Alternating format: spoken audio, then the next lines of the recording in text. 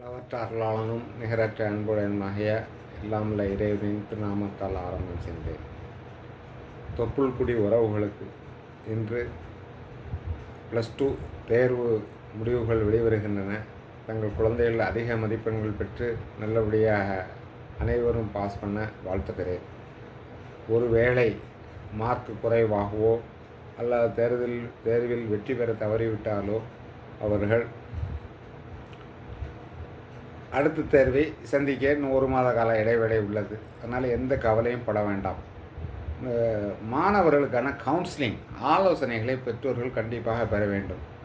அதே நேரத்தில் தாய்மார்களும் எங்களுடைய குடும்ப ஆலோசனை மையம் சின்சியர் சமூக சேவை குடும்ப ஆலோசனை மையத்தில் தொடர்பு கொண்டு ஆலோசனைகளை பெற்றுக்கொள்ளலாம்.